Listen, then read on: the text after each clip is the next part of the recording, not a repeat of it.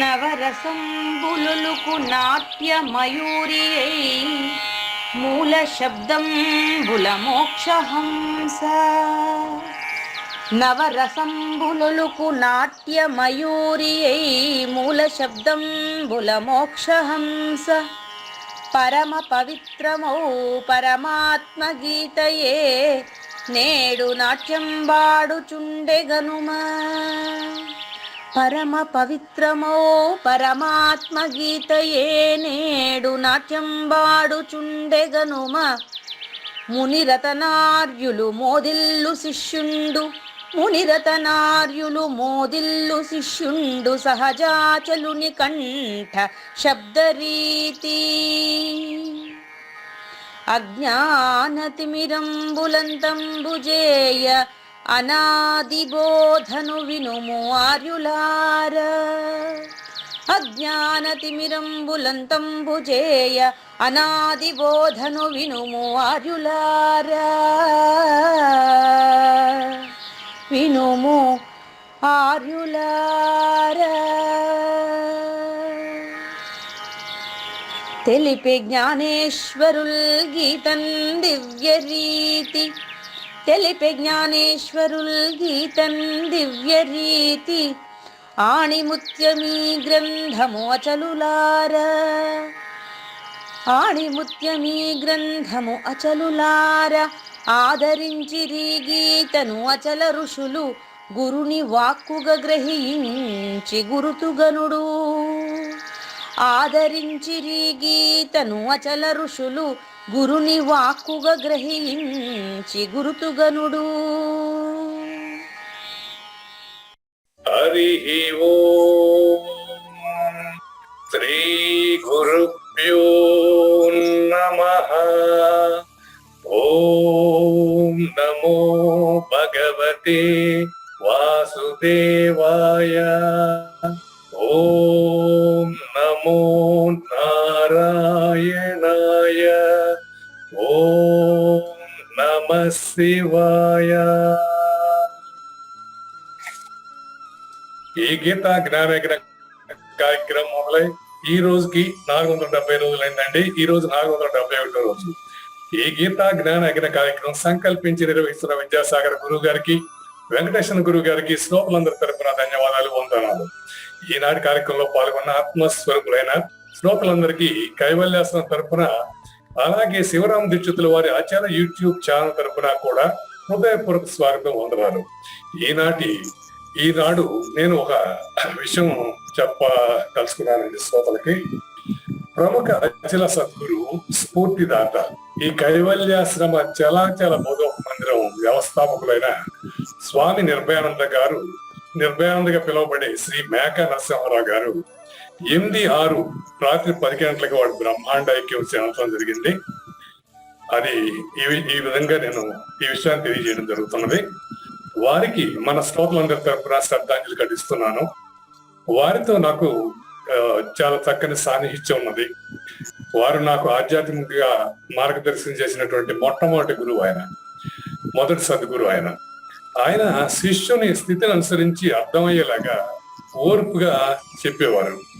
వారి ప్రభావం నా జీవితం మీద ఎంతో ఉంది. వారికి నా ప్రణామం చేస్తూ ఈ రోజు కార్యక్రమం మొదలెడుతున్నానండి. ఈ రోజు కార్యక్రమంలో భాగంగా ఒక ఆచల గీతం గురువు పైన, సద్గురువు పైన. నా పాలి దైవరాయ నన్నేలుకోగదయ్యా. నా పాలి దైవరాయ నీ పాలబడి తినయ్యా. కాపాడుకోగదయ్యా. నా పాలి దైవరాయ నన్నేలుకోగదయ్యా. నా పాలి దైవరాయ నీ పాలబడి తినయ్యా. కాపాడుకోగదయ్యా. నేను వినా నేను మనగలనా దేవా. నను విడా నీకు ఇది తగునా దేవా, నిను వినా నేను మనగలనా దేవా, నను విడా నీకు ఇది తగునా దేవా, తనయుడనేగాన జనకునికింత పగయా, దేహాభిమానములు మోహంబులు మొదలుగారు, దేహాభిమానములు మోహములు మొదలుగాను, సాహసమున నేను నీ కొసగినాను, నా పాలి దైవరాయ నన్నేలుకోగదయ్యా, నా పాలి దైవరాయ నీ పాలబడి తినయ్యా, కాపాడుకోగదయ్యా, దినములు గడుపుటాయి నాపై నీ కరుణ కలుగదాయే, దినములు గడుపుటాయి నాపై నీ కరుణ కలుగదాయే, తనువు కృషించిపోయే అనుతాపము మొదలు అయి, పరమార్థినై వచ్చి నీ పదముల శరణు దొచ్చి, పరమార్థినై వచ్చి నీ పదముల శరణు దొచ్చి, స్మరింతు సదా మదిలో కరుణ్యంచు వరములు ఇచ్చి, నా పాలి దైవరాయ నన్నేలుకోగదయ్యా, నా పాలి దైవరాయ నీ పాలబడి తినయ్యా, కాపాడుకోగదయ్యా, ఆలస్యమాయ దేవా నాలోన వెలుగవేమి, పాలింపంతమేమి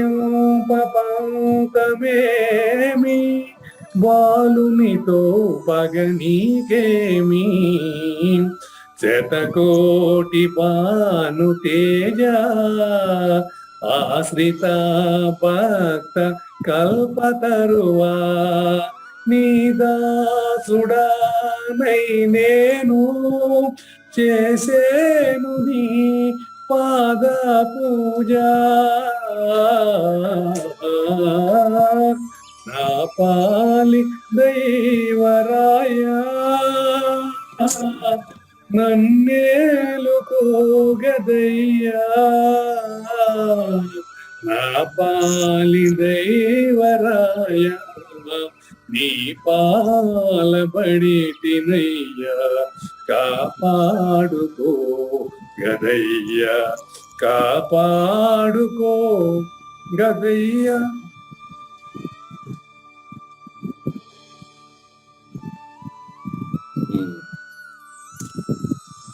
సర్వము గురువు మయము,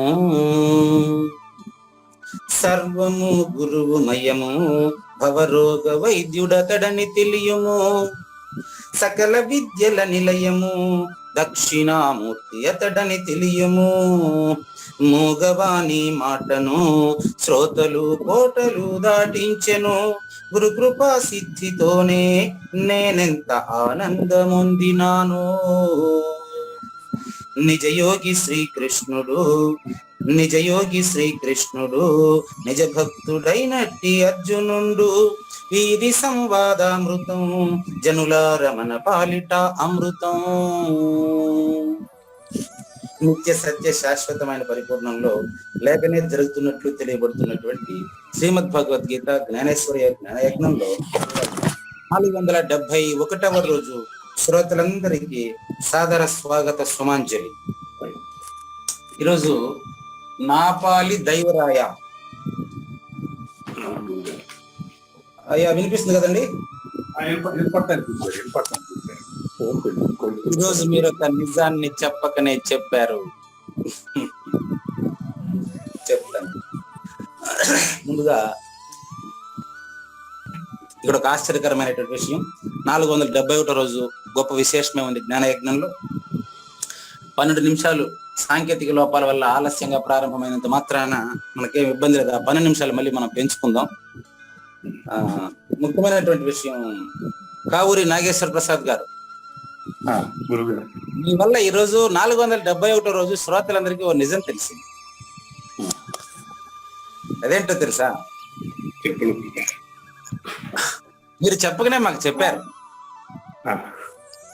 ఆ విషయం చెప్పేదానికి ముందుగా ఈరోజు శ్రీ మేకా నరసింహారావుగా జన్మించి వారు కైవల్యాశ్రమ వ్యవస్థాపకులు.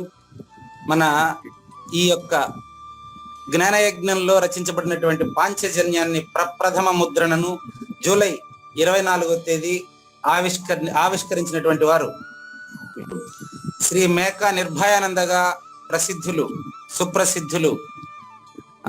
నేను అనుకున్నాను, ఇక్కడ ఒక ఆశ్చర్యకరమైన విషయం వెలిపించుతున్నాను, శ్రోతలంతా ఏమనుకోబోకండి.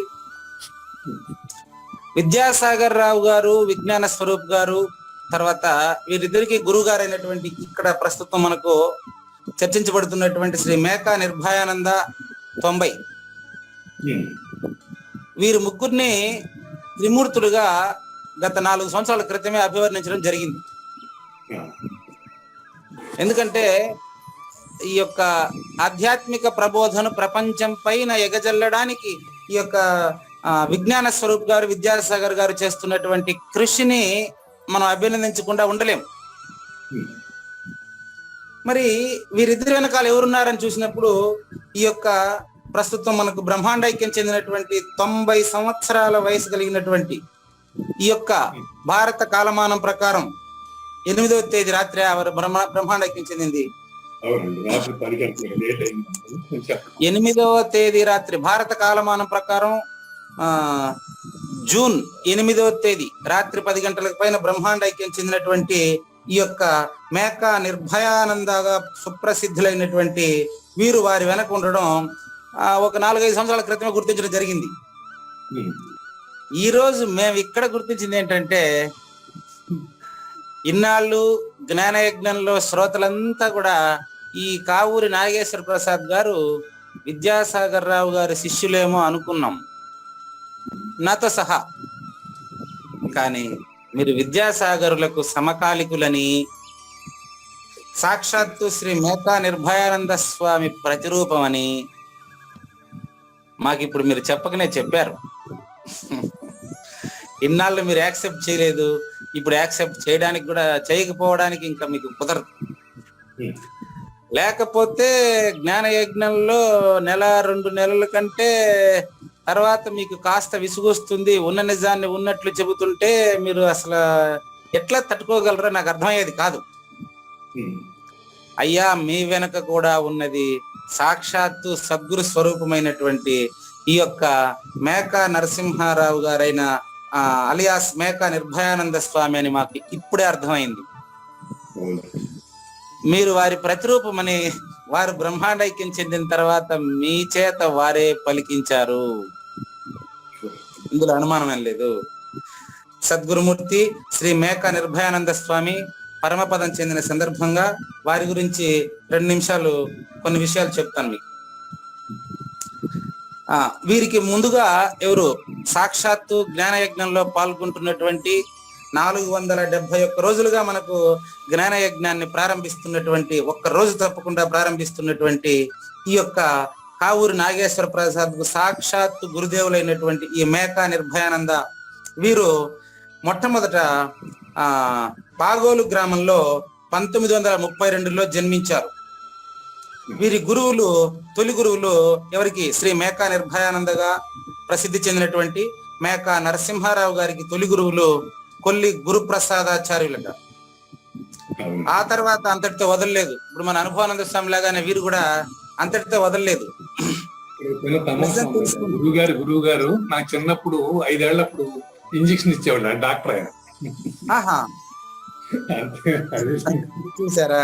అంటే ఇంతవరకు మీరు ఎప్పుడు ఇది మాకు ఇక్కడ బయట పెట్టలేదు. కారణం ఏంటంటే నేను పలానా ఆయన శిష్యుడని గాని నా ఉనికి గాని తెలియడం అనేది మీకు అసలు మీకు అంత ప్రాధాన్యత కాదని మాకు అర్థమవుతుంది. కొల్లి గురుప్రసాదాచార్యుల దగ్గర ఆధ్యాత్మికంగా ఓనమాలు దిద్దినటువంటి, మీరు ప్రత్యక్షంగా ఇప్పుడు చూస్తున్నటువంటి ఈ యొక్క మేకా నిర్భయానంద స్వామి అయినటువంటి వారు, వీరికి మొదట కొల్లి గురుప్రసాదాచార్యుల వద్ద ఓనమాలు దిద్దారట. ఆ తర్వాత శ్రీ బళ్ళార సుబ్బనాగన్న గారి దగ్గర మరికొన్ని విషయాలు తెలుసుకున్నారు. మళ్ళీ శ్రీ దొంతులమ్మ, అచల సద్గురుమూర్తి శ్రీ దొంతులమ్మ వారి దగ్గర వీరు చాలా స్పష్టంగా మరి ఉన్నది ఉన్నట్లు లేనిది లేనట్లు వీరికి నిర్ధారణ అయినట్లు మనకు విజ్ఞాన స్వరూప్ గారి కొన్ని రచనల ద్వారా తెలుస్తోంది. భాగవతులకు చెందినటువంటి వీరి విద్యాభ్యాసం పూర్తయి తెలియవలసినది తెలిసి జ్ఞేయుడైన తర్వాత, విదిత వేద్యుడైన తర్వాత, ఏది తెలుసుకుంటే ఇంకేమీ తెలియాల్సిన అవసరం లేదు అది తెలిసిన తర్వాత, ఇంకేమీ తెలుసుకోవాల్సిన అవసరం లేదని తెలిసిన తర్వాత వీరు నిర్లిప్తంగా ఉండారు. నిర్లిప్తంగా ఉన్నటువంటి వీరి నుంచి ఉద్భవించినటువంటి ఈ త్రిమూర్తులే మనకు కావూరి నాగేశ్వర ప్రసాద్ గారు మనకు ప్రత్యక్షం ఇప్పుడు కనిపిస్తున్నారు. అంతకు ముందు ఉండేటువంటి వీరిని మనకి పరిచయం చేసినటువంటి విద్యాసాగర్ విజ్ఞాన స్వరూపులు ప్రపంచం అంతటా నిస్వార్థంగా ఆధ్యాత్మిక జ్ఞానాన్ని వెదజల్లుతున్నారు. కైవల్యాశ్రమ వ్యవస్థాపకత్వం ద్వారా వీరు ఈ యొక్క జ్ఞాన తేజాన్ని నలుదశలా ప్రసరిస్తూ ఉండేటువంటి దాంట్లో భాగంగా విజ్ఞాన స్వరూప్ గారు పదవీ విరమణ చెందిన తర్వాత మనకు సేవ చేస్తున్నట్టు తెలుస్తూ ఉంది. కానీ ఈ యొక్క విద్యాసాగరులు పదవిలో ఉన్నప్పుడే అదనేమంటారు వాలంటరీ రిటైర్మెంట్, ముందస్తు పదవీ విరమణ చేసి తన పూర్తి సమయాన్ని ఆధ్యాత్మిక విద్యలో ఆధ్యాత్మిక ప్రచారంలో తన సమయాన్ని పూర్తిగా వెచ్చిస్తున్నారు. అంటే వీరు ముగ్గురు గురుసేవ చేస్తున్నారు అంటే దీనికి కారణం శ్రీ మేకా నిర్భయానంద అని మనకు స్పష్టంగా తెలుస్తుంది. వీరు చిట్ట చివరి రోజుల వరకు కూడా శ్రీ సత్యసాయి, శ్రీ మెహర్ బాబాల యొక్క వారి యొక్క చేతిలో పరికరంగా ప్రవర్తించారని కూడా వీరి శిష్యులు చెబుతూ ఉంటారు. శ్రీ సత్యసాయి బాబా బోధనలు గాని, శ్రీ మెహర్ బాబా బోధనలు గాని వీరి నుంచి వెలువడుతూ ఉండేదని మనకు తెలుస్తూ ఉంది. ఇంకా విద్యాసాగర్ గారి, విజ్ఞాన స్వరూప్ గారి యొక్క నిస్వార్థత్వం మనం ప్రత్యక్షంగా చూస్తున్నాం. మరి ఇంతటి ఆధ్యాత్మిక సామ్రాజ్యమైనటువంటి చలాచల బోధోపదేశ మందిరం కైవల్యాశ్రమాన్ని స్థాపించి ఇంత విస్తృతంగా జ్ఞాన ప్రచారం చేస్తూ ఈ యొక్క ఇప్పుడు ప్రస్తుతం జరుగుతున్నటువంటి జ్ఞాన యజ్ఞానికి సాక్షాత్తు ఈ యొక్క జూమ్ తరగతులు ప్రారంభం కావడానికి ప్రత్యక్ష కారకులైనటువంటి ఈ అవకాశాన్ని మనకు కల్పించినటువంటి విద్యాసాగర్లకి అందరి తరపున మరొకసారి కృతజ్ఞతలు తెలియజేస్తూ, శ్రోతలు ఏమనుకోనంటే 6:28 2 నిమిషాలు శ్రీ మేకా నిర్భయానంద స్వామి బోధలు మనకు అందరికీ అంది ప్రతి ఒక్కరూ జన్మరహిత జీవన విధానం గడపాలనే ఉద్దేశంతో 2 నిమిషాలు మౌనం పాటించండి. ఈ మౌనం ప్రాధాన్యత నేను తర్వాత చెప్తాను.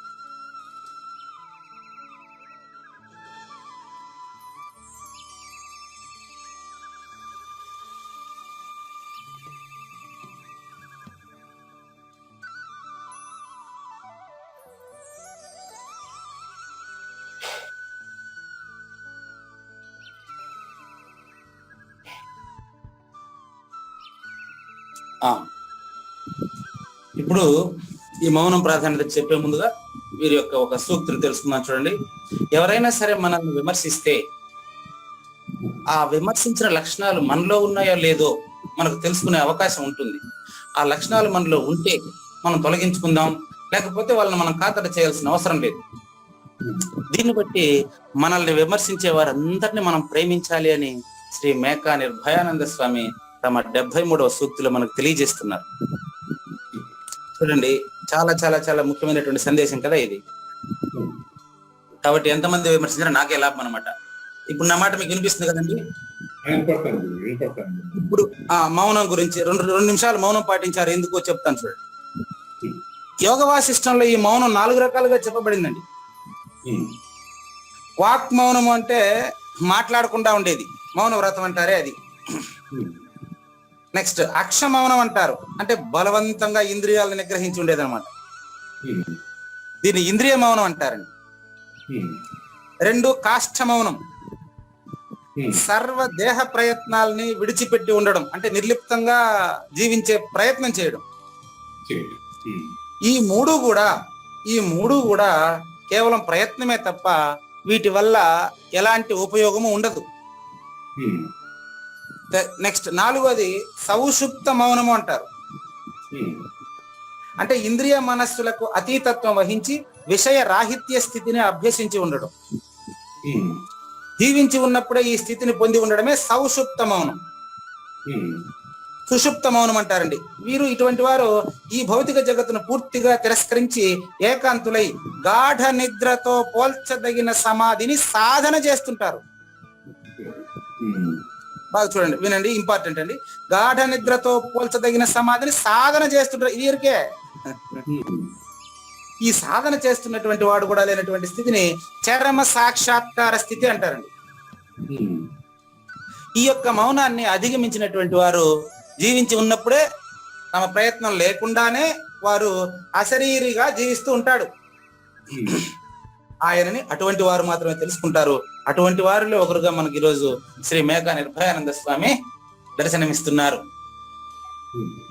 ఎప్పుడు కూడా ఒక వీరబ్రహ్మేంద్ర స్వామి కావచ్చు, ఇంకెవరైనా అటువంటి వారు ఇంకెవరైనా కావచ్చు, గౌతమ బుద్ధుడు కావచ్చు, ఎవరైనా కావచ్చు, వీళ్ళంతా కూడా వారు పరమపదం చెందిన తరువాత వారి యొక్క ప్రబోధలు మరింత విస్తృతంగా ప్రజాదరణ పొందుతాయి.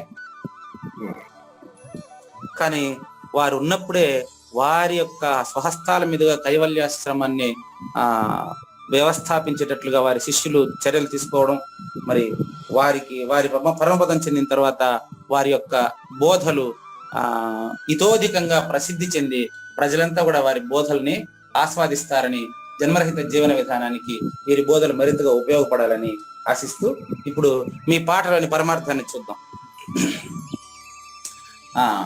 ఏం పాట? మీరు పాడినటువంటి పాట నా పాలి దైవమా.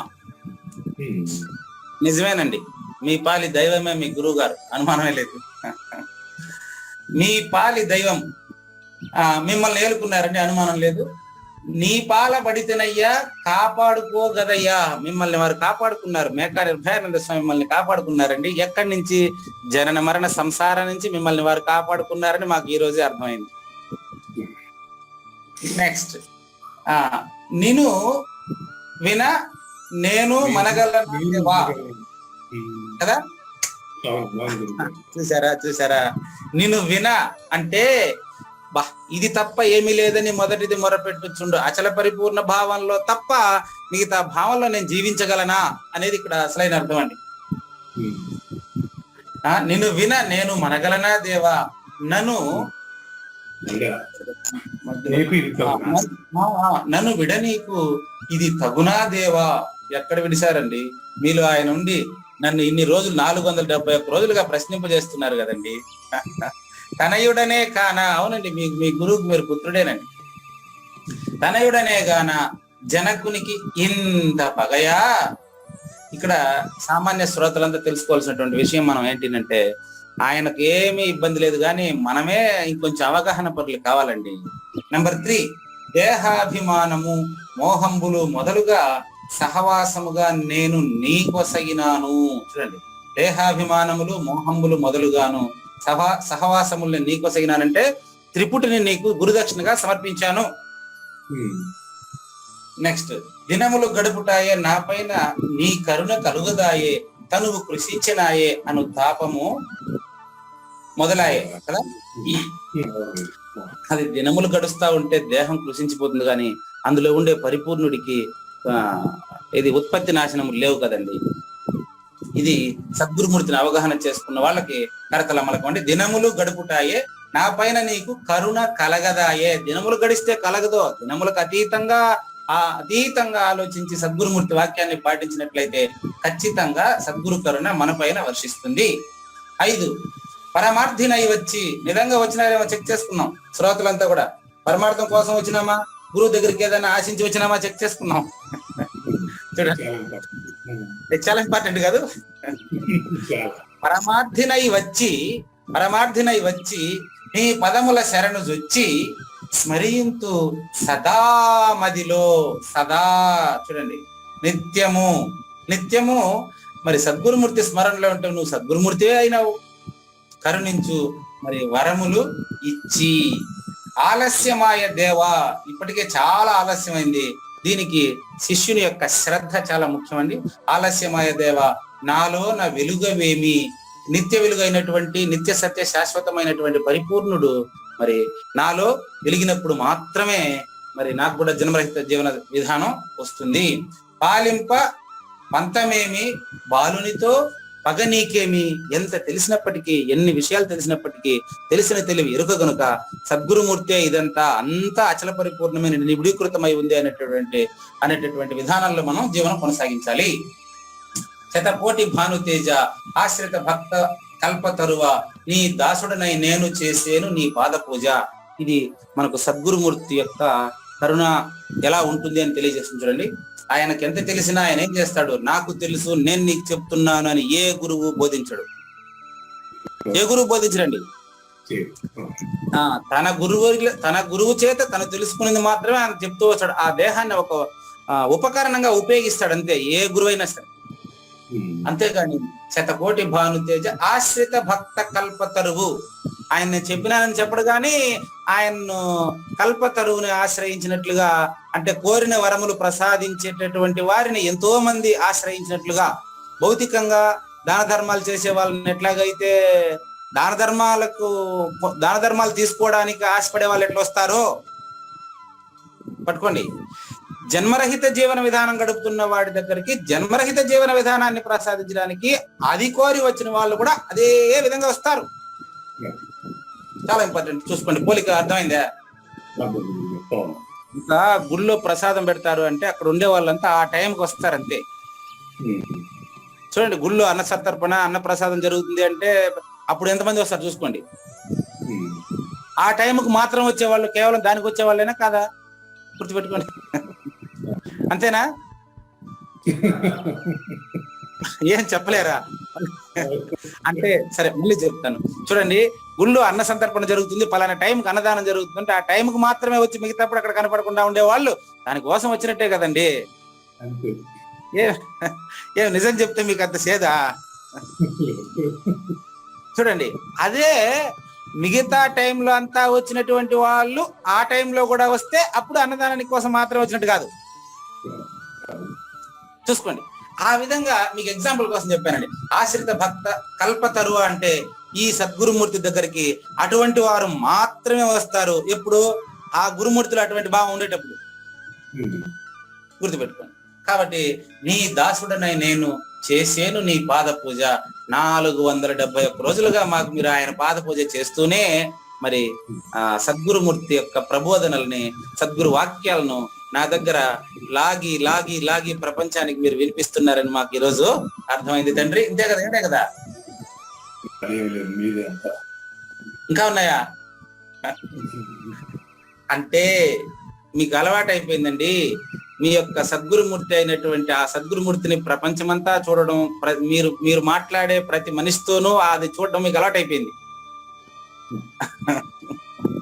కాబట్టి ఇక్కడ ఈ విషయం ఈరోజు చెప్పడం జరిగింది. చాలా సంతోషం అండి. మరి ఇప్పుడు ఈ పాట విశ్లేషణ చూస్తే ఒకసారి మేకా నిర్భయానంద స్వామిని మనసులో పెట్టుకుని మీరే రాసేసినట్టు మాకు అనిపిస్తాండదు. లేదు, నేను రాయలేదు గురుగారు. సిరిపురం ప్రజల నుంచి సేకరిస్తున్నారు గురుగారు. ఆహా, ఓకే ఓకే ఓకే. అంటే మీరు ఆ ఆర్తి, మీరు పాడుతున్నప్పుడు ఉండేటువంటి ఆర్తి పూర్తిగా నేను మీ గురువు గారి యొక్క స్పందన మీలో కలుగుతున్నట్లు మరి నాకు కనపడింది. అదే నేను రాలేదు. Okay okay. జ్ఞానయజ్ఞంలో మనకి ఇప్పుడు రెండవ భాగం అయినటువంటి అనుభవానంద స్వామి యొక్క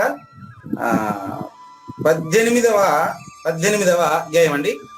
కానీ మొదటి సాధన మనకు నిన్న సాధనా సంపత్తి గురించి శిష్యుడు ప్రశ్నిస్తే సద్గురుమూర్తి 4 సాధనలని సంక్షిప్తంగా చెప్పేశారు కదా. అందులో మొదటి సాధన గురించి తెలపమని చెప్పి శిష్యుడు అడిగారండి. అది ఈరోజు తెలియజేస్తున్నారు, గమనించండి. పరిపూర్ణమే సత్యము శిష్యుడా ద్వంద్వ భావంబు జగము. ఇదేనా? ఇదే. కానీ 4వ అధ్యాయము సాధనా సంపత్తి. శ్రీ అనుభవానందులు కూర్మితో మర్మము వినజెప్పెను. విని కన్న వారందరూ సృష్టిలో మరల జన్మించరండి.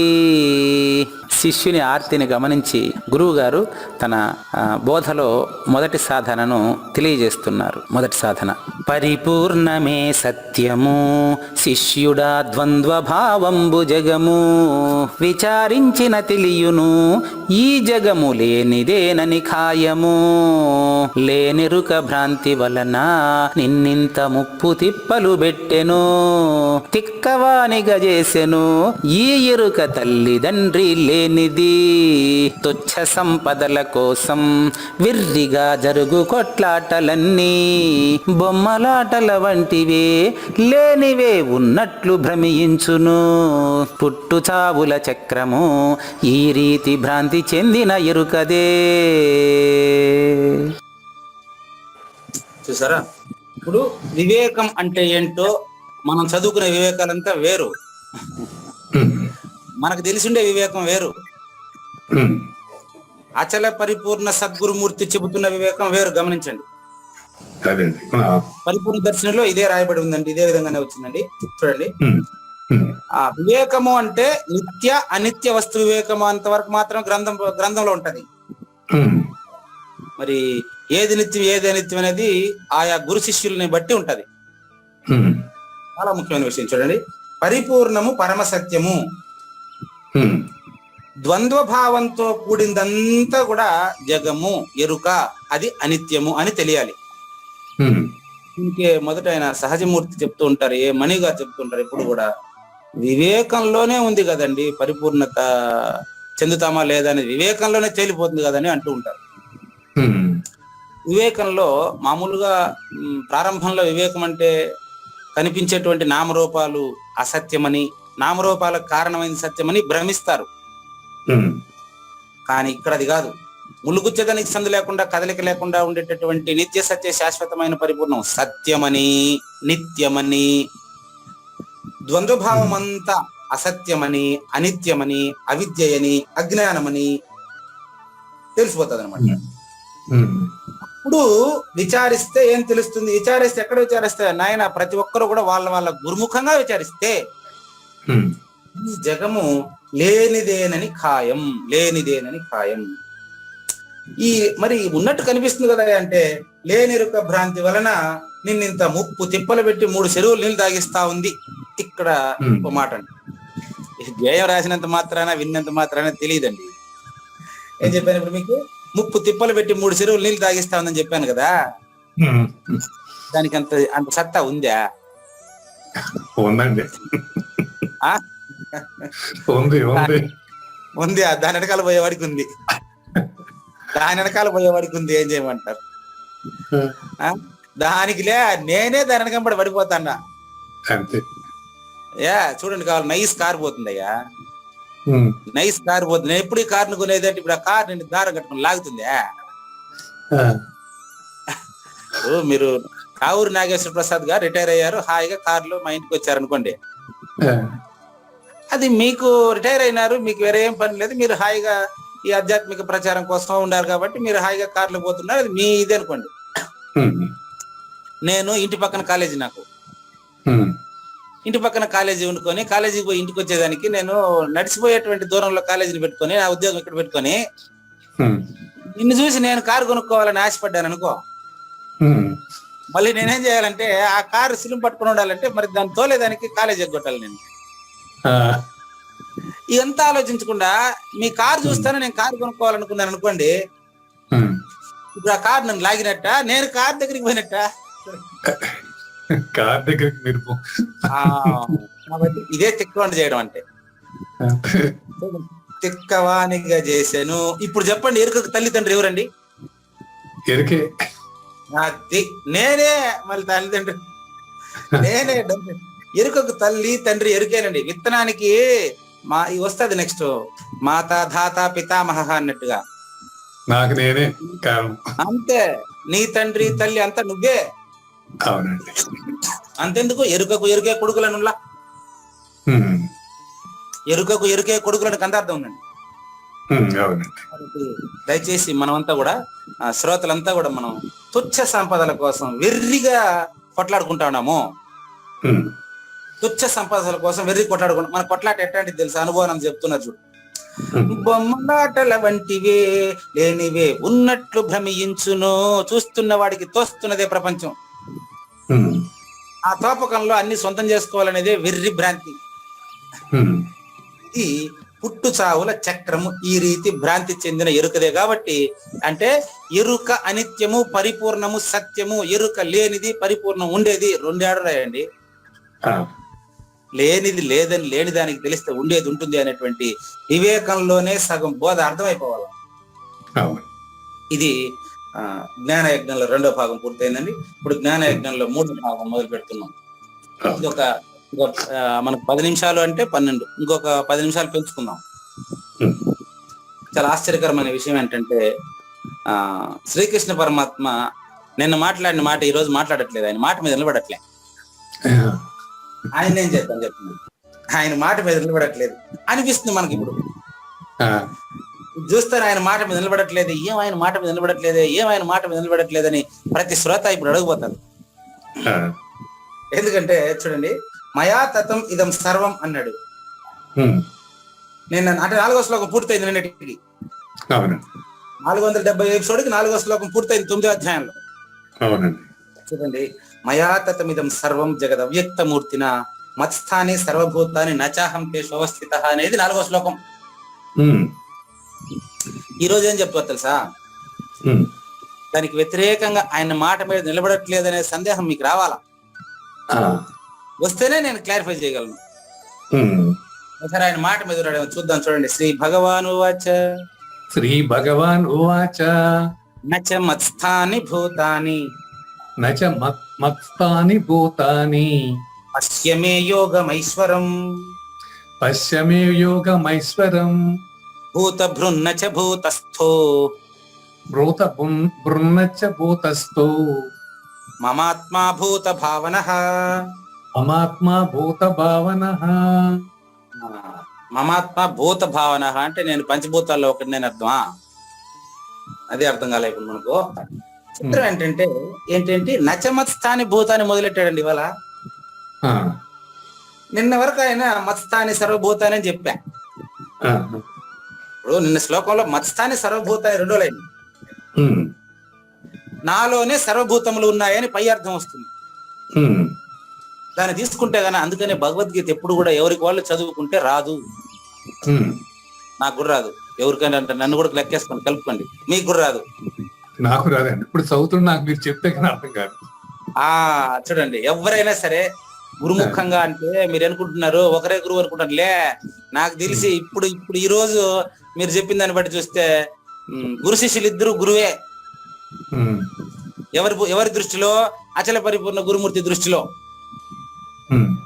నెక్స్ట్ ఇప్పుడు ఎరుక దృష్టిలో గురు శిష్యులు ఇద్దరు శిష్యులే. మీరు 4 శిష్యుడుగా నటించలే నా దగ్గర అట్నే. అట్లా గురు శిష్యులు ఇద్దరు శిష్యులే. ఇప్పుడు 2 రకాలుగా చెప్పాను కదా నేను. అట్లా ఇప్పుడు మాట నిలబడట్లేదు. చూడండి, తెలియటం తెలియకపోవటం. ఇప్పుడు ఇక్కడ మాట మీద నిలబడట్లేదు ఆయన అర్థమైపోయింది. చూసుకోండి, నిన్నేం చెప్పారు? మత్స్థాని సర్వభూతాన్ని అన్నారు 2వ లైన్లో. అదే మాటలో ఈ పక్క నా పెట్టేశారు ఇవాళ. ఫస్ట్ నచమత్స్థాని భూతాని ఫస్ట్ నా పెట్టేశారు కదా. అంటే నాలో భూతాలు లేవయ్యా అంటున్నాడు.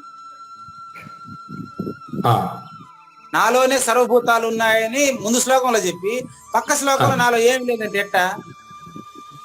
ఆ, అంటే దీని క్లారిఫికేషన్ నిన్న మీకు ఇంతకు ముందు శ్లోకంలో వివరం చెప్పా. మళ్ళీ మరి శంకరుల సహాయంతో మీకు దీని వివరం కూడా క్లియర్ గా చెప్తాను ఇప్పుడు ఈరోజు. ఉమ్, చూడండి, నచమత్స్థాని భూతాని పశ్య, చూడవయ్యా. ఉమ్, పశ్య అంటే లుక్ అట్ హియర్, చూడు, ఇక్కడ చూడు. ఉమ్, ఉమ్, పశ్య, చూడు. మే యోగం ఐశ్వర్యం, ఉమ్, ఈ రోజు చెప్పబోయేటువంటిది కానీ సూచన అయితే ఉమ్, దీన్ని నిత్యైశ్వర్య యోగం అంటారు. ఇదే ఈరోజు శీర్షిక జ్ఞానయజ్ఞానికి. ఉమ్, నిత్యైశ్వర్యం ఇది అంటే ఎప్పుడు ఐశ్వర్యవంతుడే నువ్వు. ఉమ్, మొదటి లైన్ చూసుకోండి. నచమత్స్థాని భూతాని పశ్య. ఉమ్, ఈ పశ్య అనే పదం ఎక్కడ వచ్చింది చెప్పేదా? ఉమ్, మొదటి అధ్యాయం 25వ శ్లోకం తీసుకోండి కావాలండి. Same dialogue, same. మొదటి అధ్యాయంలో కృష్ణుడు మాట్లాడలేదు, అర్జునుడు విషాద యోగం అని అంటూ ఉంటారు చాలా మంది. ఉమ్, చాలా మందికి తెలియదు మొదటి అధ్యాయంలో అలా కృష్ణ భగవానుడు మాట్లాడాడు అని తెలియదు. ఉమ్, ఫస్ట్ అధ్యాయం 25 తీసుకోండి. ఫస్ట్ అధ్యాయం 25 తీసుకోండి. ఉమ్, పశ్య, చూడవయ్యా, చూడు అని అప్పుడే చెప్పాడు ఆయన. అంటే అక్కడే ఈ సూచన అంతా ఉందా? ఉమ్, ఇది అర్థం చూసుకోండి. భీష్మ ద్రోణ ప్రముఖతః సర్వేషాం చ మహీక్షితాం. ఆడ గురువు ఎవరు? అక్కడ జగద్గురు కృష్ణ పరమాత్మ. అది పక్కన పెట్టండి. ఉమ్, ఇప్పుడు మేకా నిర్భయానంద స్వామికి ఎట్లాగైతే కొల్లి గురు ప్రసాదాచార్యులు, బల్ల సుబ్బనాగన్న, దొంతులమ్మ ముగ్గురు గురువులో, ఉమ్, ఇక్కడ కూడా అర్జునుడికి ముగ్గురు గురువులు కనిపిస్తున్నారు. చూసుకోండి, ఆ, అర్జునుడికి ముగ్గురు గురువులు ఉన్నారండి ఇక్కడ. అందులో అవును, భీష్మ, ద్రోణ, కృష్ణ. ఉమ్, ఈరోజు మీ వల్లే కనబడుతున్నారు త్రిమూర్తులు ఈడ. ఉమ్, ఒక ఆయన ఏమో భీష్మ పితామహుడు, విష్ణు సహస్రనామాలు చెప్పిన ఆయన. ఉమ్, ఇప్పుడు చెప్పండి, మనకి ఈ రోజు ఒక సత్యం బోధపడుతుంది. విష్ణు సహస్రనామాలు భీష్ముడి చేత చెప్పించింది విష్ణువు కదా. ఉమ్, ఆయన ఆడ రథంలో డ్రైవింగ్ లో ఉన్నాడు ఆయనే. ఉమ్, ఇప్పుడు డ్రైవింగ్ లో ఉండేది ఎవరు? ఆయనే. నెక్స్ట్, ద్రోణాచార్యుడి చేత కురు పాండవులకి విద్య బోధించింది ఎవరా? శ్రీ మహావిష్ణువు కాదు. అవును. ఆయన కూడా డ్రైవింగ్ లో ఉన్నాడు ఆడనే పక్కనే. ఉమ్, కానీ ఆయన మాత్రం డ్రైవర్ పోస్ట్ కే పరిమితమైనట్లున్నాడు. ఉమ్, ఎట్టంటే మీరు కదా ఇన్నాళ్ళు మాకు విద్యాసాగర్ గారు చెప్పారు, ఆయన కృతజ్ఞతలు చెప్తున్నారు, ఈ కుడుపూడి ఛానల్ ఈ చెప్తున్నారు, కానీ నేను మేకా నిర్భయానంద శిష్యుని మీరు ఎప్పుడు చెప్పలే. ఉమ్. కానీ ఈరోజు డ్రైవర్ అంటే నడిపించేవాడు అంటే ఉన్నతుడే కదండి. డ్రైవర్ ఎప్పుడైనా ఉన్నతుడే కదా. కార్లో కూర్చున్నాడు, సేఫ్టీ చూడాల్సింది ఆయనే, లేకపోతే ఏముంది. అంటే ఈ యొక్క శరీరం అనే రథంలో సహస్రారంలో కూర్చొని నడిపిస్తున్నాడని మీ ఉద్దేశం? అది ఇది లెక్క. అవును. ఈ మొదటి అధ్యాయంలోకి ఎందుకు పోయినాం మనం అంటే, ఇక్కడ చూడండి, ఉవాచ అంటే శ్రీ భగవాన్ ఉవాచ అని అర్థం. అంటే భగవంతుడు నోరు తెరుస్తున్నాడని అర్థం. భగవంతుడు నోరు తెరుస్తున్నాడు అంటే మనకు సూచన చేస్తాడని లెక్క. 9వ అధ్యాయానికి పోయినా మనల్ని మొదటి అధ్యాయం వదలలే. చూసుకోండి, ఉవాచ ఏం చెప్పాడు? పార్థ అంటే కావూరు నాగేశ్వర ప్రసాద్, ఓ వెంకటేశం అని అర్థం. పార్థ అంటే శిష్యుడు. ఇంకొక విషయం చెప్పేది, పార్థ అనే దానికి సరైన అర్థం చెప్తా, ఇప్పుడు చెప్తా మీకు. భూమి వికారం కలిగిందే పార్థ. అంటే భూమి యొక్క వికారంలో లేఖన గుర్తిరుగుతున్నటువంటి ఆ శరీరపు ముద్దే పార్థ. పృథ్వీ అంటే భూమి కదా. అవును గురుగారు. పృథ్వీ అంటే భూమి. భూమి వికారం చేత మిగతా పంచభూతాల సహాయంతో గుర్తిరుగుతున్న అబద్ధపు గుర్తుతో ఉండేటటువంటి శిష్యుడే పార్థ అని అర్థం. పార్థ నాయన శిష్య చూడు.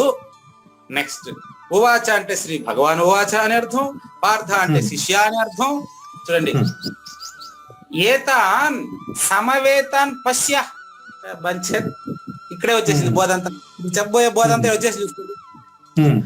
అంటే అర్జున విషాద యోగంలో ఇంతటి నిజం దాగి ఉందా? ఏం చెప్తున్నాడంటే, సమవేతాన్ ఏతాన్ సమవేతాన్ పశ్య కురున్ ఇతి.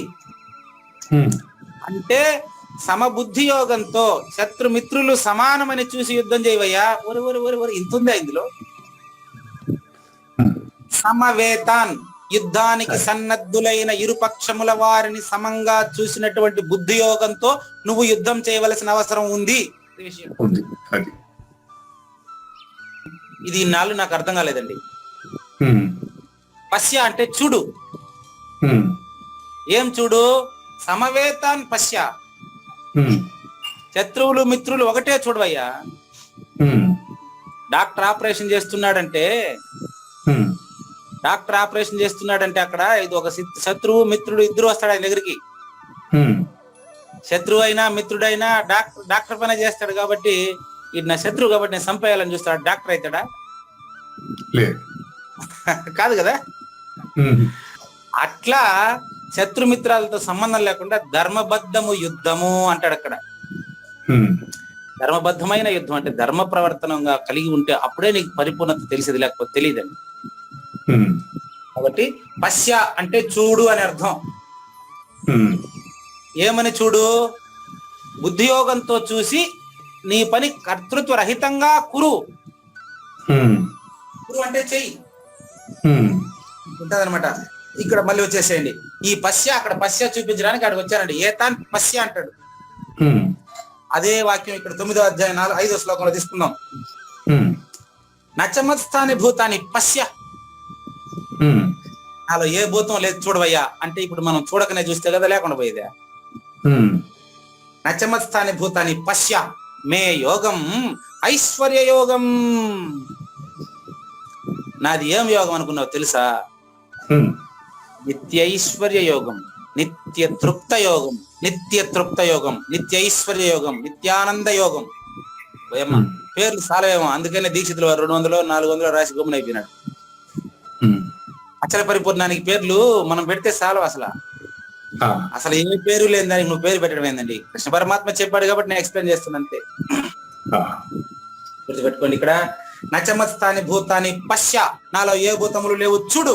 మే యోగం ఐశ్వరం. నేను అదే చదివానండి. మే యోగం ఐశ్వరం. అచల పరిపూర్ణుడి యొక్క దృష్టి కాని దృశ్యరహిత ద్రష్ట. నేను చెప్పాము ఈ దృష్టితో చూస్తే భూత భృణచ భూతస్థ మమాత్మా భూత భావన. ఇక్కడ మొదటి లైన్ లో ఇట్లా చెప్పేసి 2వ లైన్ లో మమాత్మ భూత భావన అంటే నా ఆత్మ భూతములతో కూడి ఉందనే. దీనికి శంకరులు అంటారు, ఎక్స్ప్లెయిన్ చేస్తారు, క్లియర్ గా చెప్పేస్తారు మనకు. ఆయన అయ్యా ఆయన నాలో ఏ భూతాలు లేవు అని చెప్తూ కూడా ఇక్కడ అట్లా ఎందుకు చెప్పారు అంటే ఆయన చెప్తారండి. దేహాది సంఘాతాన్ని ఆత్మ నుండి వేరు చేసి దాని యందు అహంకారాన్ని ఆరోపించి, శంకర్ల వారు ఇచ్చిన క్లారిఫికేషన్ అండి దీనికి. అచల పరిపూర్ణంలో ఏమీ లేవు, పూర్ణమునందిరుక పుట్టుట లేదు. ఎందుకు? అయం వ్యర్థం బాహ్యకోపి నభవతి. కదా పరిపూర్ణానికి సూత్రం. ఎందుకంటే ఈ పరిపూర్ణంలో ఏం పుట్టుట లేదు. మరి మీరు ఓంగొడుతున్నారు, నేను మాట్లాడుతున్నాను కదా అని శ్రోతల యొక్క ప్రశ్న. అందుకు శంకరుల వారు ఎక్స్ప్లెయిన్ చేస్తారు. దేహాది సంఘాతాన్ని అంటే ఆత్మ అనాత్మలుగా సృష్టి స్థితి లయములుగా తెలుస్తున్నటువంటి ఎరుక నుంచి దీని సత్తాశక్తిని వేరు చేసి, దేని సత్తాశక్తిని ఇప్పుడు మీకు ఒక ఉదాహరణ చెప్పాలా, లేకపోతే శంకర్లు కూడా నేరుగా మనకు అర్థం కాదు. మట్టి రూపం నుంచి కుండ అనేటువంటి మూకుడు, మూత, బాణ అనేటటువంటి ఒక పేరును దానికి ఆరోపించి, ఇప్పుడు అర్థమైపోయింది అనుకుంటా మీకు. మట్టే పరిపూర్ణమే. కానీ పరిపూర్ణంలో అబద్ధపు గుర్తెరుగుతా ఉంది కాబట్టి అబద్ధపు గుర్తుతోనే తీయాలి. కాబట్టి అహంకారాన్ని ఆరోపించి, చూసారా సద్గురుమూర్తి కూడా మనకు ఓంకార పీఠంతోనే చెప్తాడు, అహంకారంతోనే చెప్తాడని చెప్తే ఇదే. కానీ ఆయనకు అహంకారం లేదు. మరి గురుమూర్తి కూడా ఏం చేశారు? ఆరోపించి లోక బుద్ధిని అనుసరించి. ఈరోజు మీరు నా దగ్గర చాలా క్లియర్ గా చెప్పిస్తున్నారండి, బాగా శ్రోతలు సరిగ్గా అర్థం చేసుకోవాలి. అప్పుడు మమాత్మ భూత భావన అంటే నా ఆత్మ అంటున్నాడు, అంతేగాని పట్టుకోండి ఆత్మ తనకంటే వేరు అని లోకుల వలె అజ్ఞానంతో మాట్లాడటము కాదు అని శంకర్లు అంటున్నారు. చాలా సూక్ష్మంగా ఉందండి. ఆ ఈ ఆత్మ భూతములను సృష్టిస్తుంది, వృద్ధి చేస్తుంది. మళ్ళీ వచ్చేసాడు చూడు. ఏ ఆత్మ? మరుపు రూపంలో ఉన్నటువంటి ఆత్మ. అదండి. అబద్ధపు గుర్తైనటువంటి ఆత్మ సృష్టి, స్థితి, లయాలను కలిగి ఉంటుందండి. దాంట్లో వచ్చి అచల పరిపూర్ణుడు వచ్చి లేనెరుకతో వచ్చి తనను తాను చెప్పులేసుకుని వదిలినంత సులభంగా దేహం లేదనే విషయం ఆయనకు తెలిసి కూడా కష్టంగా ఉందా? లేదండి, లేదు గురుగారు, చెప్పండి. మీకు ఇంతకుముందు చాలా సార్లు మీకు 26వది అయినటువంటి పరిపూర్ణుడే పరిపూర్ణమే 25లోకి వచ్చి మాట్లాడుతుందని చెప్పింది ఇదే. అవును. అంటే నీలాగా ఒక మనిషిలాగా మాట్లాడుతాను. మళ్ళీ ఎగ్జాంపుల్ చెప్తాను మీకు ఇక్కడ. నీతో పాటు మీ తాత ఆడుకుంటున్నాడు అంటే నేను ఇప్పుడు మంచి ఉదాహరణ చెప్తాను. కింద ఒక 4-5 సంవత్సరాల వయసు కలిగినటువంటి 4 పిల్లలు ఉన్నారండి.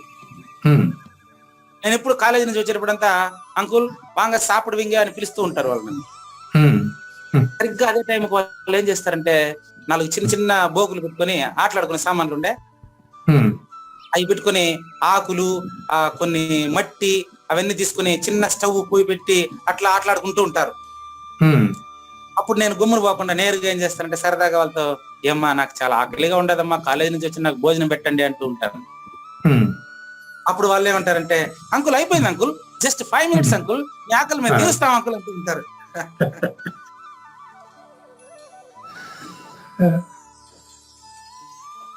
ఏమంటే అర్థం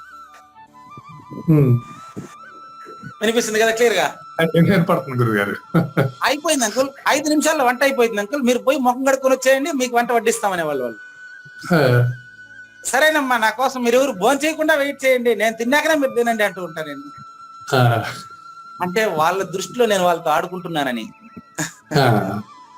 బాగా ఇప్పుడు మనకు ఈయన చెప్పింది కూడా అంతే కదండి, అనుమానం స్వామి చెప్పింది కూడా అంతే కదా.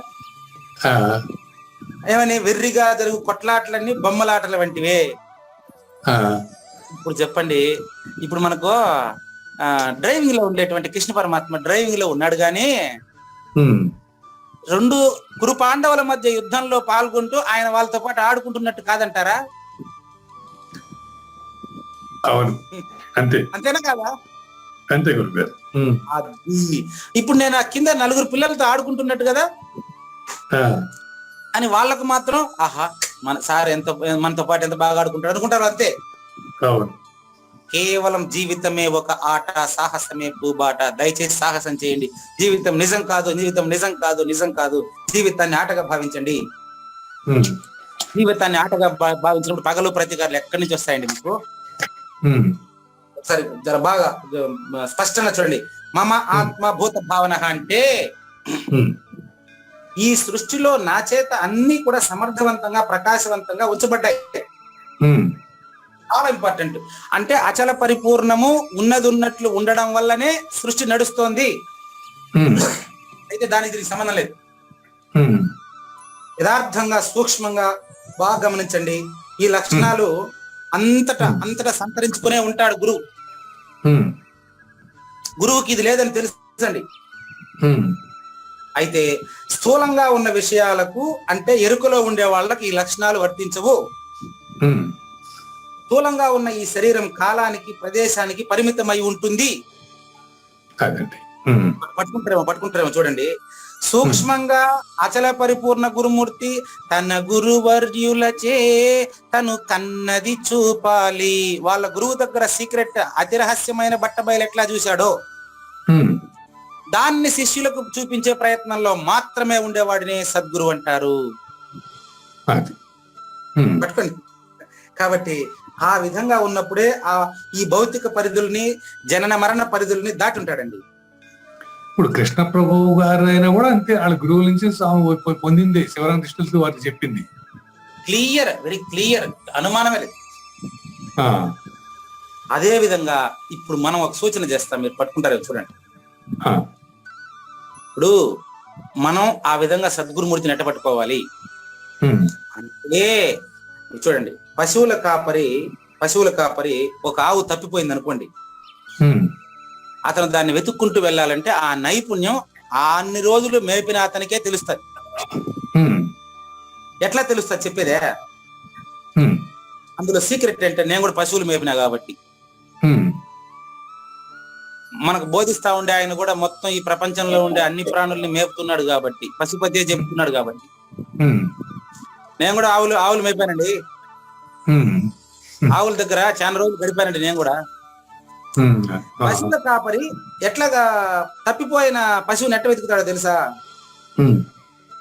ఆ పశువుల మందలో నుంచి విడిగా పోయినటువంటి ఆ పశువుల కాలి గిట్ట జాడలను వెతుక్కుంటూ పోయి అది ఎక్కడైనా ప్రమాదంలో ఉంటే పట్టేస్తాడు. హ్మ్.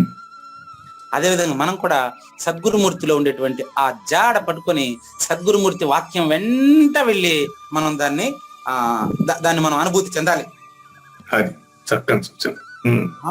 అట్లా అది ఆయన వెనకాల వెళ్ళాలి. అది వారికే తెలుస్తుంది. హ్మ్. ఆయన వెనకాల పోయినటువంటి వాళ్ళకే తెలుస్తుంది. అవునండి. కాబట్టి చూడండి, ఇప్పుడు ప్రతి పదానికి అర్థం చూడండి కావాలంటే మీరు. హ్మ్. ఏమంటాడంటే భూతాని మత్స్థాని నా. హ్మ్. ఇప్పుడు ఇంతసేపు వ్యాఖ్యానం చేసిన తర్వాత అయినా మీకు ప్రతిపదార్థం చక్కగా అర్థం కావాలని ఇంతసేపు మీకు వ్యాఖ్యానం. ఈ ప్రతిపదార్థం చక్కగా అర్థం కాకపోతే జ్ఞానేశ్వరి చెప్పేది ఒక వాక్యం కూడా అర్థం కాదు. దీనికి ఆయన చాలా 2 పేజీలు చెప్పున్నాడండి. బాగా గమనించండి. ఇప్పుడు ఇదే దీంట్లో ప్రతిపదార్థం చూడండి. భూతాని మత్స్థాని నా. నచమత్స్థాని భూతాని అంతవరకు తీసుకున్నానండి, గమనించండి. భూతాని మత్స్థాని నా అంటే ప్రాణులన్నీ నాయందు స్థిరముగా లేవు అని అర్థం. నెక్స్ట్, మే ఐశ్వర్యం యోగం పశ్య. నెక్స్ట్ అర్ధలైన్, మే యోగం ఐశ్వర్యం పశ్య. సరిపోయిందా? అంటే ఈశ్వరీయమైనటువంటి అచల పరిపూర్ణ సంబంధమైనటువంటి అచల పరిపూర్ణమే అయినటువంటి నన్ను పశ్య, చూడవయ్యా, చూడు. ఈ పశ్య అనే పదానికి అర్థం మీకు చెప్పాలి అంటే నేను ఖచ్చితంగా సత్యదాస్ గారి ఉదాహరణ తీసుకోవాల్సిందేనండి. పశ్య అంటే చూడమంటున్నాడు ఆయన. మీరు సెల్ ఫోన్ చూస్తారు అంతే. మిగతా శ్రోతలంతా కొత్త రోజులు సెల్ ఫోన్ చూస్తారు అంతే. పశ్య అంటే సత్యదాస్ గారు చెప్తారండి, స్వప్రకాశమే వర్జిత ధీరా. అంటే నేనున్నాననేటువంటి స్పృహ ఆయనకు ఉండదు. వర్జిత విడిచిపెట్టి ఉంటాడు, నేననే అహంకారం విడిచిపెట్టి ఉంటాడు. కానీ అహంకారం లేకుండా ఆయన మాట్లాడతాడు. బాగా గమనించండి. స్వప్రకాశమే వర్జిత ధీరా, బ్రహ్మాండమావల ఈవలున్నది బట్ట బయలేరా. అదే ఆయన. అప్రమాణమనంత బ్రహ్మము విప్రవాదుల కన్వయముగాదు, అప్రమాణము దర్ప నేర్పులు స్వప్నవాదులు తెలియరని బహుమెప్పుగా నాలించ వేరా వేరా. చూడండి ఇక్కడ, అంటే మొదట నేను అనే అహంకారం లేకుండా పరిపూర్ణ గురుమూర్తి ఉంటాడు. ఇట్లా బ్రహ్మాండం ఆవల ఏవల ములుగు చెందిన సందు లేకుండా ఉన్నాడు. ప్రమాణం చూపించమంటే నేను ఎట్లా చూపించేదండి? నేను శబ్దంతోనే మాట్లాడుతున్నాను కదా. ముళ్ళు గుచ్చుకునేది నీకు నొప్పి, ముళ్ళు తెచ్చినా తీసేసినా పడేసినా ఏడన్నా పోయింది. ఇంకా ఎదుకుంటా కూర్చోమంటావనన్నా, యాడ తీసినావు చూపి, నీకు నొప్పి లేదు కదా, పోవయ్యా మళ్ళీ యాడ చూపి ఏం పని నీకు దాన్ని? ఇప్పుడు నీకు నొప్పి ఉందా? ఇప్పుడు లే, నీకు నొప్పి లేదు కదా. ఇప్పుడు నొప్పిని చూపి అంటే ముందు ఎట్ట నొప్పి పడినా ఇప్పుడు చూపి. నాకు నొప్పి ఉండేటప్పుడు ఎంత నొప్పి ఉంది ఇప్పుడు చూపి, అప్పుడు చూపిస్తా ముళ్ళు. బాగా గమనించండి, శ్రోతలు పట్టుకోండి. వాళ్ళు స్వప్నవాదులు, నాకు చూపిస్తే గానీ నమ్మనంటే ఇది ప్రమాణాలకు అందేది కాదండి. అట్లని చెప్పి ప్రమాణం లేనిది కాదండి. అప్రమాణమనంత బ్రహ్మము, అప్రమాణము అనంత బ్రహ్మము. ఆయన కరెక్ట్ గా పెట్టాడు. దీంట్లో 3వ చరణం కట్టేశారు. గురుపు నాగేశ్వర దాన్ని. అదేనండి, అదే చూడండి. స్వప్రకాశమే వర్జిత ధీరా, బ్రహ్మాండమావల ఈవలున్నది బట్ట బయలేరా, అప్రమాణమనంత బ్రహ్మము విప్రవాదుల కన్వయముగాదు, అప్రమాణము తత్వ నేర్పులు స్వప్నవాదులు తెలియరని. ఇది కలలో ఉంటే వాళ్ళు తెలియలేరు. ఎరుక కలిగినటువంటి వాళ్ళు, ఎరుకలో ప్రవర్తించే వాళ్ళు ఇది తెలియదు. ఎందుకంటే ఇది పరిపూర్ణుడు మాత్రం ప్రత్యక్ష ప్రమాణం అండి. అసలు పరిపూర్ణ గురువుకే ప్రత్యక్ష ప్రమాణం, అందరికీ కాదు అని బహుమెప్పుగా నాలించవే మేరా. అంటే బాగా వినట్లేదు, శ్రద్ధ పెట్టి వినట్లేదు అంటే నువ్వు చూడట్లేదు. ఇంతసేపు పశ్చా పశ్చా అంటాడు కృష్ణ పరమాత్మ. నువ్వు పశ్చా అంటే నువ్వు సెల్ ఫోన్ నే చూస్తాండవు, లేకపోతే నా మాటనే వింటాండవు అంతే. మళ్ళీ మధ్యాహ్నం ఫోన్ చేస్తారు, స్వామి మీరు ఆ మాట అన్నారు, దానికి అర్థం ఏమి అంటారు. చూడడం శాత రావాలమ్మా. ఎట్లా ఇప్పుడు చూపిస్తారు చూడండి. ప్రత్యక్షమై నిండున్నదదిగో అమలమది వినరా. ఈ పద ప్రయోగం చూసారా? ఈ సత్యదాస్ గారు అచల పరిపూర్ణుడు అండి. ఎట్లా తెలుసా? ప్రత్యక్షమై నిండున్నది అమలమది చూడని కదా చెప్పాలా, వినరా అంటున్నాడు. వినేది కాదు అది, వినిందాన్ని చూసేదే. ప్రత్యక్షమై నిండున్నదదిగో అమలమది వినరా అంటే మలిన వర్జితం. అటు కాకుండా మీరు మిగతా వాళ్ళు ఉన్నారు చూడండి. విపరీతార్థములు ఫలములు గల చపలములు ఛేదించి నిన్ను ముప్పు తిప్పలు పెట్టి తిక్కవానిగా చేసిందని ఇప్పుడు అనుభవానందం చెప్పలే. నువ్వు తిక్కలోడై తిరుగుతావు అంటే నిన్నేం చేయలేను నేను. నువ్వు తిక్క విడిచిపెట్టి అచల పరిపూర్ణ గురుమూర్తి దగ్గర వచ్చి కేవలం జన్మరహితమైన పరమావధి అని, అచల సూచనే పరమావధి అని గారు విన్నావంటేనే అప్పుడు నీకు ఉపదేశం చేయాలి, లేకపోతే చేయకూడదు. అలా చపలములు ఛేదించి నిరతము ఉపనయనమున మేలుకొను మహనీయులారా మహిమలేలను. ఏది తలచితే పరమ పావనము, పదిలముగా తరచితే ఏది అపరోక్షాను వైభవము. అటువంటిది నిరుపమానము అప్రమాణము, నిరుపమానము నిర్వయము నిజము, పరిపూర్ణ భావము నిర్గుణము గుణరహిత పావనము అంటాడు. అంటే నిర్వయము అది అవయవములు లేనిది, నిరవయవత్వాత్. మరి ఈ భావంతోనే కృష్ణ పరమాత్మ చెప్పారు తప్ప, నీ దగ్గరకు వచ్చి బోధించడానికి చెప్పారు తప్ప ఆయనకు ఎరుక లేదు అని మనకు శంకరుల వారు ప్రమాణం చెప్పారండి. ఆ ప్రమాణం అచల పరిపూర్ణ గురుమూర్తికి ప్రత్యక్ష ప్రమాణం. గురుపుత్రులకు కాస్త తెలుసుకోవాల్సినటువంటి విషయం, గురుపుత్రులు కాని వాళ్లకు నన్ను మన్నించండి. ఇది ఈరోజు ప్రతిపదార్థం పూర్తి అవుతుందండి. చూడండి. భూతభృత్ అంటే అన్ని భూతములను ధరించి భరించి పోషించుచున్నవాడనై మీకు నేను కనిపిస్తున్నాను, కానీ నేను ధరించి భరించి పోషించేవాడు కాదు. అంటే ఆ కర్తృత్వం నాకు లేదు. ఆ విధంగా చూస్తే మమాత్మ భూతస్థః మమ ఆత్మ భూతస్థః నా. ఆ విధంగా చూసినప్పుడు మాత్రమే నాలో అవి లేవని తెలుస్తుంది నీకు. బాగా గమనించండి. ఇంట్లో నేను ఉన్నానండి, ఇల్లు నాది అనే భావన ఉంటేనే నాకు అది ఉన్నట్లెక్క. ఇల్లు నాది అనే భావన లేదు. ఇప్పుడు జస్ట్ ఎగ్జాంపుల్, ఇప్పుడు నేను బాడుగింట్లో ఉన్నానండి. ఎప్పుడైనా ఇల్లు నాది అనే భావన నాకు వస్తుందా? లేదు. అట్టుంటాడండి. అలా క్లియర్ గా గుర్తుపెట్టుకోండి. ఎప్పుడు కూడా ఇంకొక చిన్న ఉదాహరణ చెప్పి ముగిస్తానండి. ఇది కూడా మళ్ళీ నిద్రపోతుంది. ఇప్పుడు రాష్ట్రపతి ప్రథమ పౌరుడు కదా మొత్తం దేశానికి. రాష్ట్రపతి ప్రథమ పౌరుడు, ఆయన వల్లనే పరిపాలన ఇక్కడ జరుగుతా ఉంది ఒక మామూలు పౌరుడు వరకు. నేను ఎన్నోసార్లు కాంపిటేటివ్ ఎగ్జామ్ రాసినప్పుడు ఆ సమయానికి సంబంధించినటువంటి సమకాలీన రాష్ట్రపతి పేరు గుర్తుపెట్టుకోవాలా, ఆయన కాలం గుర్తుపెట్టుకోవాలా, వాళ్ళ ఇంటి పేరు అన్ని నాకు కాంపిటేటివ్ ఎగ్జామ్ లో వస్తుంది. అది రాయడం వల్లనే నేను పాస్ అయినా. కానీ ఆయన దగ్గర పోయి అయ్యా మీ వల్ల నాకు ఉద్యోగం వచ్చిందంటే ఆయన ఒప్పుకుంటాడా? మీరు ఆలోచించండి. నాకు రాష్ట్రపతి తెలియచ్చు, రాష్ట్రపతికి నేను తెలియాల్సిన అవసరం లేదు. బాగా గుర్తుపెట్టుకోండి. పరిపూర్ణంలోనే ఎరుక తనకు తానుగా తొయ్యొచ్చు. దీనికి పరిపూర్ణానికి సంబంధం లేదండి. ఈ రీతిగా మరి జ్ఞానేశ్వరి ఎక్స్ప్లెయిన్ చేస్తారు. అది అర్థం చేసుకోవాలంటే మనకి ఈ మాత్రం అవగాహన అవసరమని ఈ రోజు మనం చేస్తున్నాము. మిగతా తర్వాత ఎపిసోడ్ లో చూద్దామా? అట్లాగే. లేనిది లేదు లేదు, ఉన్నది లేకపోవుట లేదండి. ఈ గొప్ప మర్మంబును మనమంతా తక్షణమే తెలియవలెను. ప్రాణులన్నీ స్థిరముగా నాలోన ఎక్కడా ఉండవయ్యా. భూతముల ఆధారము నేనుగా భాషించుచుందునయ్యా. భాషించుతుందును. మీకు కనిపిస్తాను అంతే ఆధారం లాగా, కానీ నేను ఆధారం కాదు నాయన. అది తెలిస్తే నువ్వు కూడా ఆధారం కాకుండా పోతావు, అప్పుడే నీకు జన్మరహితం అవుతుంది. శ్రీకృష్ణుని పలుకును సూటిగా తలపల మునిరత్నము, శ్రీమించిన భావమై సద్గురువు చెప్పకనే చెప్పెనండి. సద్గురు అర్పణం. మంగళం అమ్మ కానండి. జయ మంగళం నిత్య శుభమంగళం, జయతు జయ మంగళం మహోత్సవ మంగళం. జయ మంగళం నిత్య శుభమంగళం, జయతు జయ మంగళం మహోత్సవ మంగళం.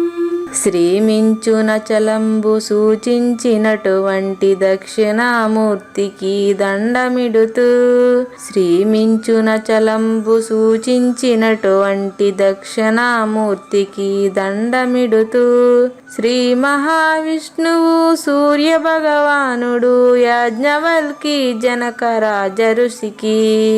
జయ మంగళం నిత్య శుభమంగళం, జయతు జయ మంగళం మహోత్సవ మంగళం.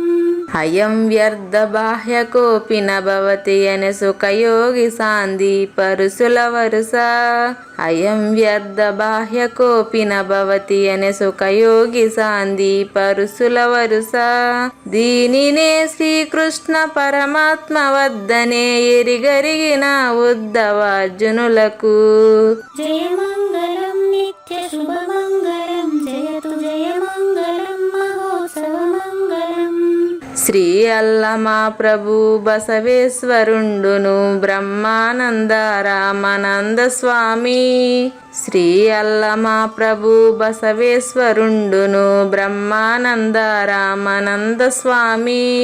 నవరసాలు లిఖించు నాట్యమయూరిగా గీతను మలచిన జ్ఞానేశ్వరులకు. జయ మంగళం నిత్య శుభమంగళం, జయతు జయ మంగళం మహోత్సవ మంగళం. కబీరు దాసుడు సహజానంద గురుడు రామావధూతయు రాజితముగా. కబీరు దాసుడు సహజానంద గురుడు రామావధూతయు రాజితముగా. అంబికా శివయోగి శ్రీవేమన నిరంజన వెంకయ్య తిరువెంగళార్యులకును. జయ మంగళం నిత్య శుభమంగళం, జయతు జయ మంగళం మహోత్సవ మంగళం. శ్రీ బృహద్వాశిష్ట సిద్ధాంతమును చేసి జనన మరణ భ్రాంతి జడుపు బాపి. శ్రీ బృహద్వాశిష్ట సిద్ధాంతమును చేసి జనన మరణ భ్రాంతి జడుపు బాపి. అచల సాంప్రదాయమవనిలో నెలకొలిపి అందించినట్టి శివరాములకును.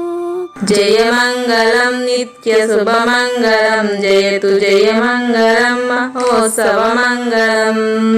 మెప్పైన బోధల తిప్పలు బాపిన అప్పయ్య మంత్రియు అచల గురులు.